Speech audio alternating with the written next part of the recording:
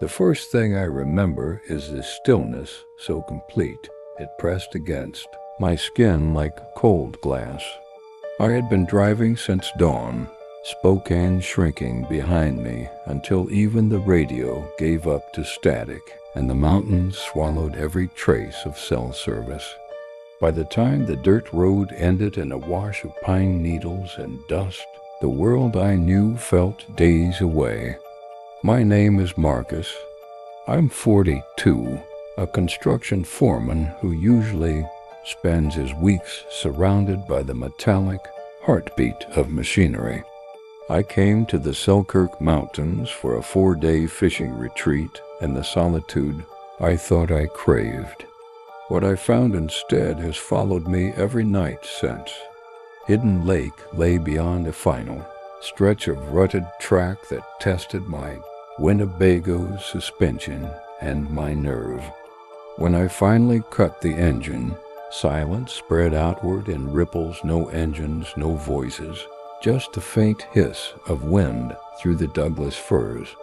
I set camp in a clearing barely wider than the RV itself, 30 yards from a sheet of water so still it seemed carved from obsidian.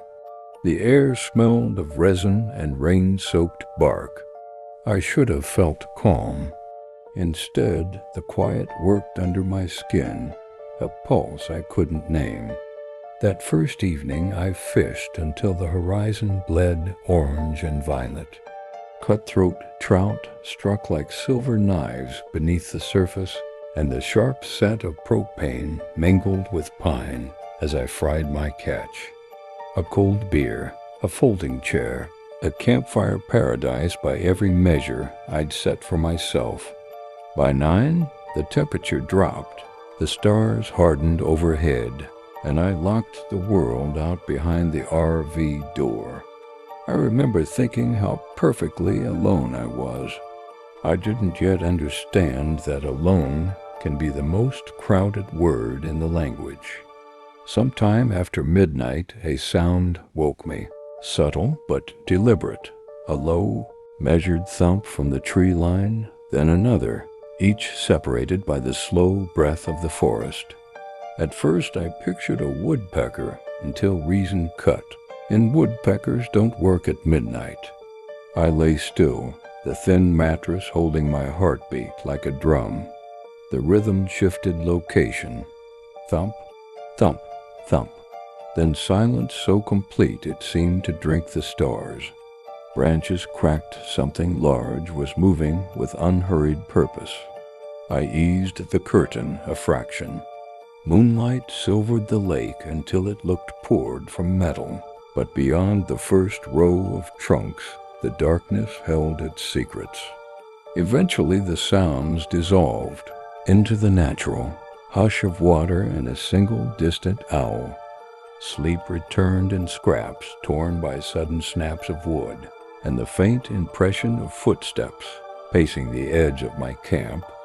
Morning scattered the night's unease like dust and sunlight. Coffee steam curled into air, scented with wet cedar. Bears, I told myself. Curious, hungry, harmless if left alone. The trout practically leapt into my boat, their scales flashing like tossed coins. Yet each time I glanced toward the forest, the feeling of being watched settled heavier, like the pressure of deep water. Once or twice a branch swayed against the wind's direction. I told myself it was nothing. I kept fishing. Late afternoon brought a sound that pierced logic, a drawn-out howl, low and resonant, carrying across the lake in a way no wolf could manage. It rolled through the pines, vibrating the air until even the breeze seemed to hesitate. For nearly 10 minutes the wilderness held its breathless pause.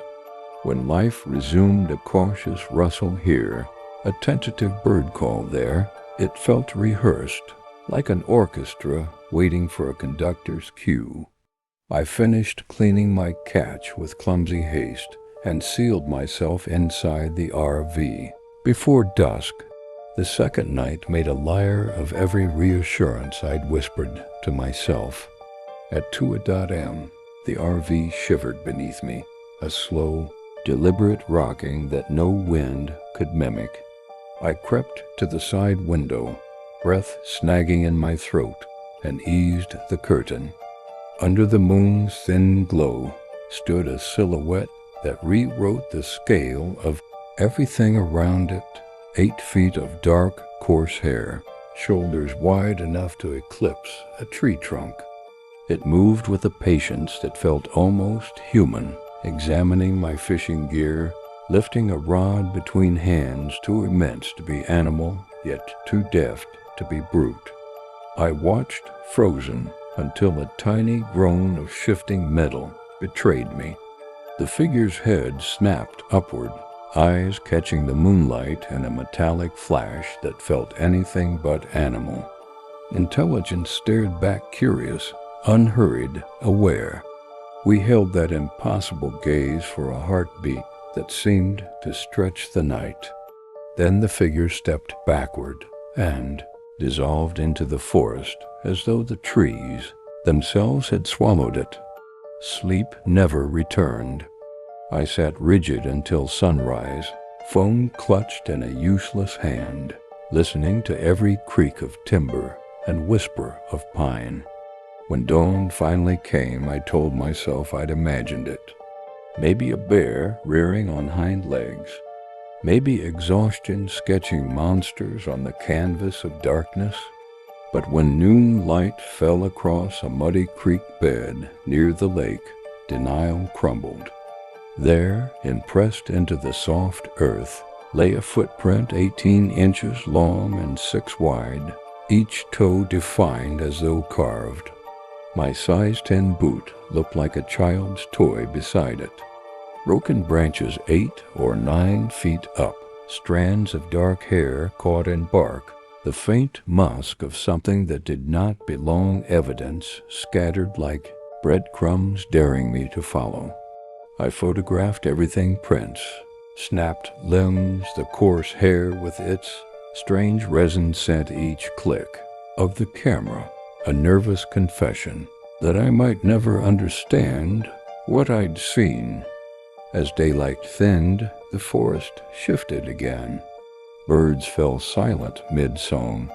A breeze carrying the scent of whetstone curled and died. From somewhere beyond sight came a series of low, almost conversational grunts, 3 notes. A pause, then 2 more, patterned and deliberate. I stood in the hush, camera trembling, the memory of that moonlit gaze sharpening in my chest. I told myself I'd leave at first light, yet morning found me ankle-deep in the creek, measuring that print with my knife for scale and photographing the snapped branches as if evidence could domesticate fear. Sun slid through the canopy in sheets, and for a few hours the forest wore its familiar, innocent face. But innocence in these mountains is a costume. Once you've seen the scene, you can't unsee it. I kept the RV in sight, made wide circles through the brush, and noticed a pattern to the broken limbs like markers along a path I'd never learned to read. At one of those markers I found hair snagged in bark, coarse yet strangely tapered, not the hollow guard hair I knew from elk or bear. It carried a scent like rain trapped in old rope.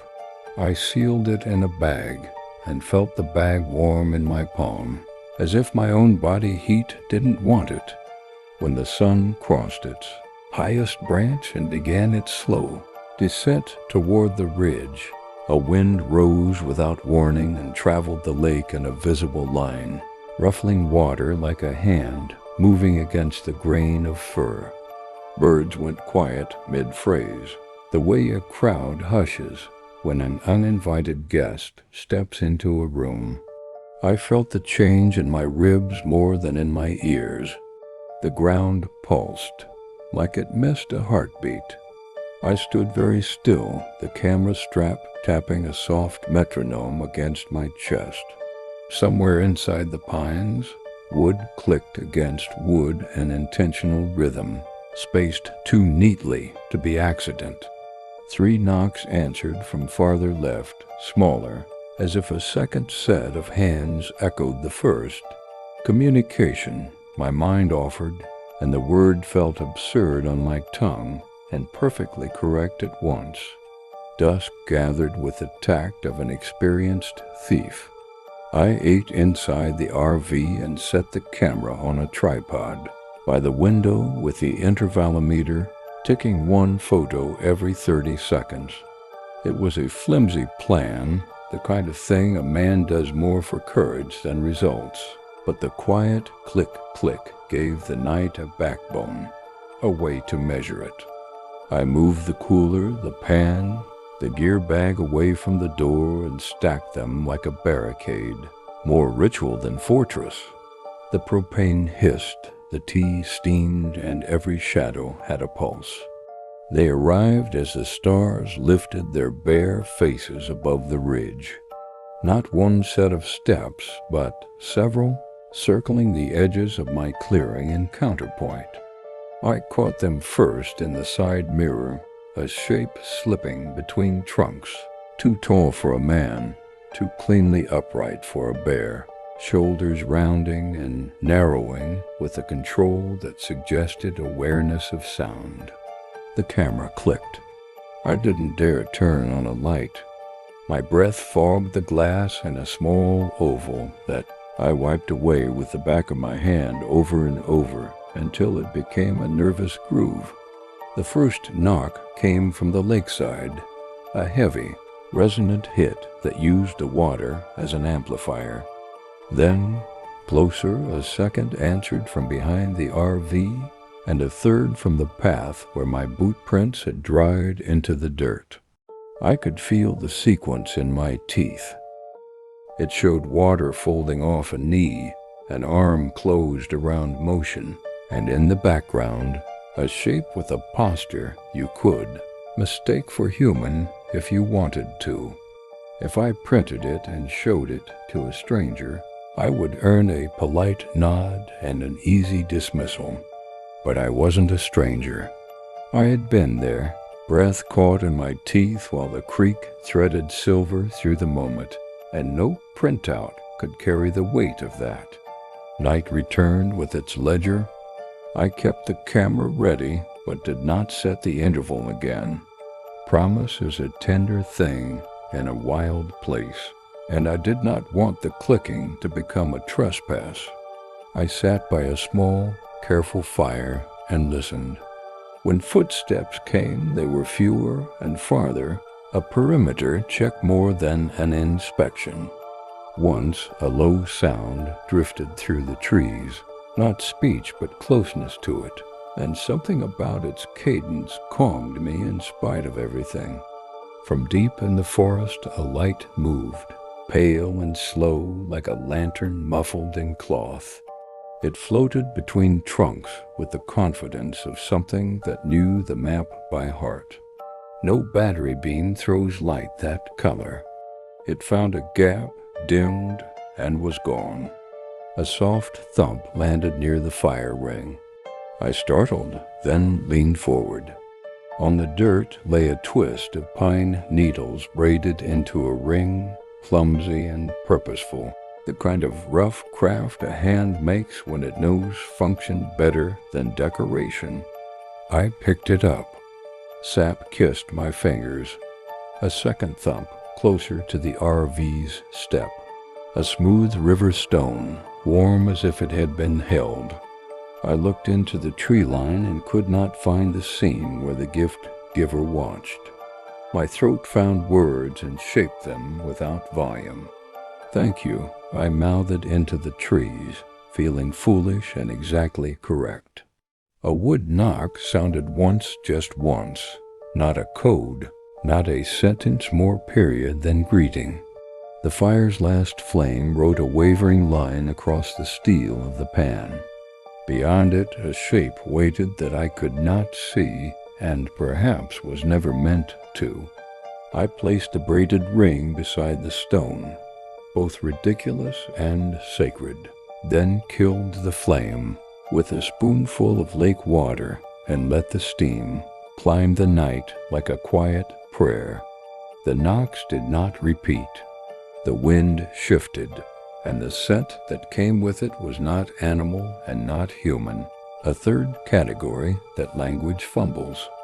I slept finally dreamless, as if some agreement had been struck while I wasn't looking. In the early light, a thin fog sat on the lake like breath that had nowhere else to go. My decision felt larger than my body. The photographs in my pack were heavy in a way paper shouldn't be. The hair in its bag made my palm itch.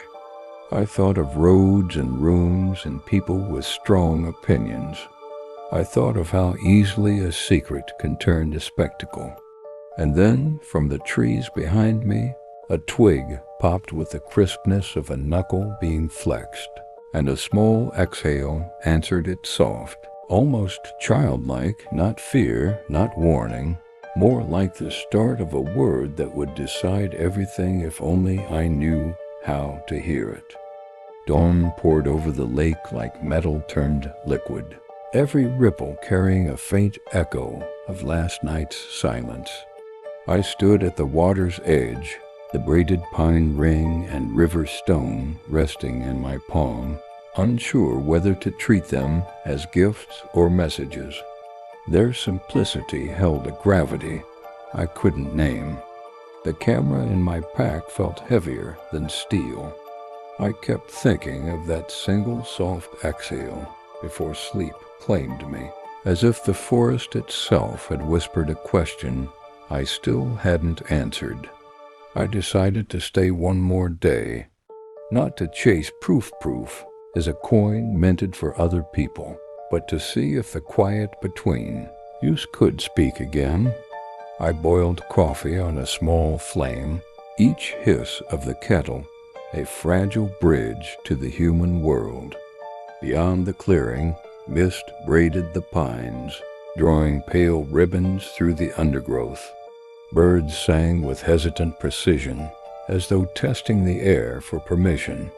I caught myself scanning for shapes that might separate from trees, for a flicker of movement that would confirm the night's gifts weren't a dream.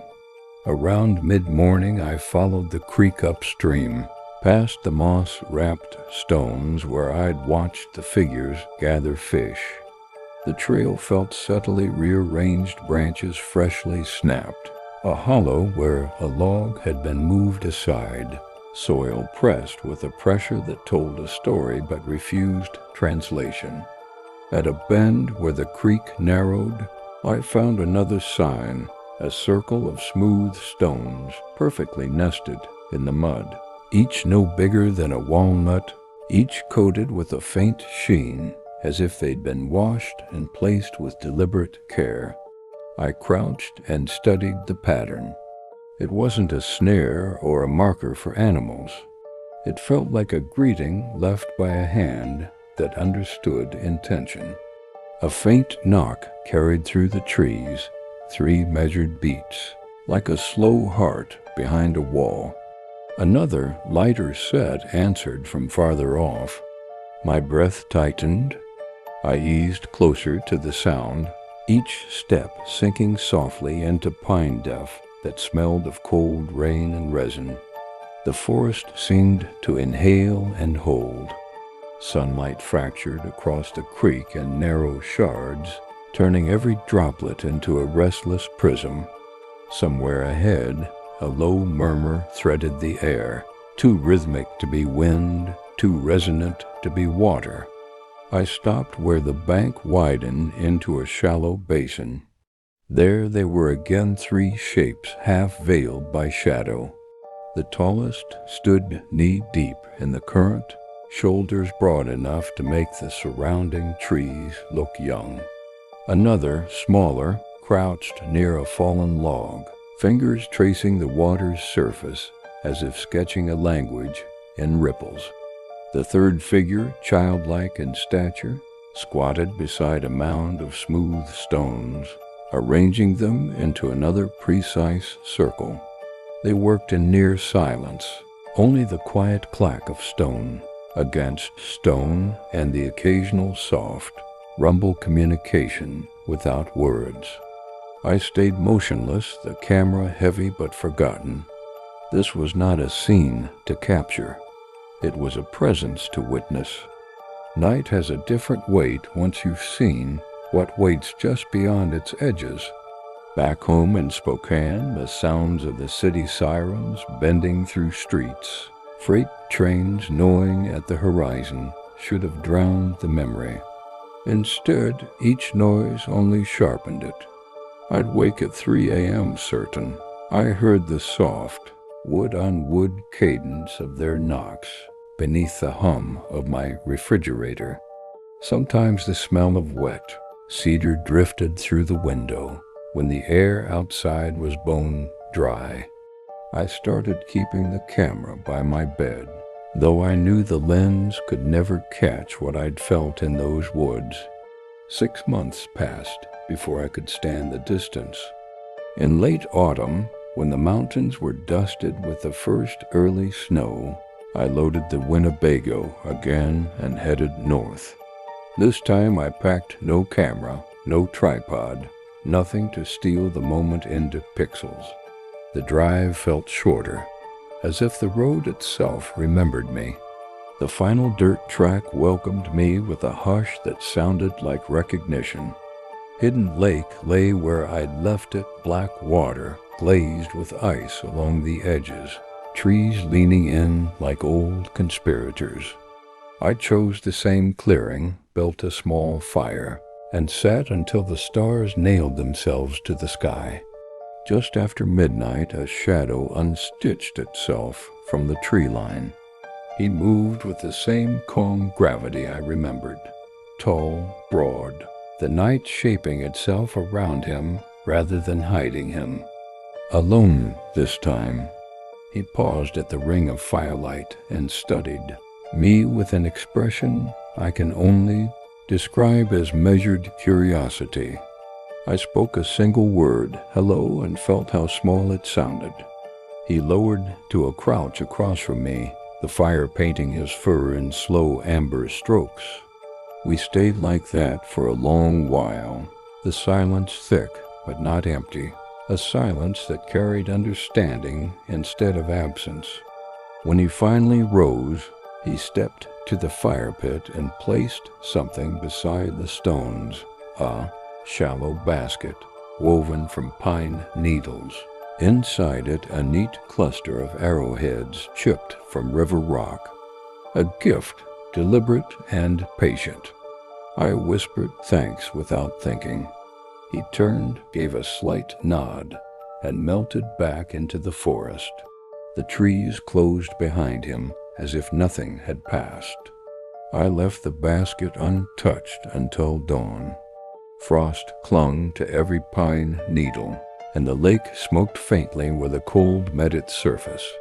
I carried the basket to the flat rock at the water's edge and set it there, understanding that gifts like these aren't meant to be owned. As I walked away, a single knock echoed from deep within the woods, one sound, final and clean. Years have slid by since that second visit. I return each summer, never with a camera, never with expectations. Sometimes I find a footprint softened by rain, or a cairn of stones arranged in the quiet geometry of intent. Sometimes there is nothing but wind through the cedars. Each sign, or its absence, is enough. The world is wide, and not all of it belongs to us. Some truths survive because they remain partly hidden, because they choose when and how to be known. I keep the photographs from that first trip in a locked box, not as proof, but as a reminder of a covenant I barely understand, to protect a mystery that trusted me with a glimpse. When I feel the restless hum of the city pressing in, I touch the key to that box and remember the weight of their gaze, the careful braid of pine, the farewell knock that carried through stone and water, like a pulse shared between worlds. I tell this now so the memory won't fade, but not to convince anyone. Believe me or don't, the forest keeps its own record, and somewhere beyond the reach of roads, a quiet people still walk the trails we rarely see, living in a rhythm older than language, waiting for the rare human willing to listen rather than claim.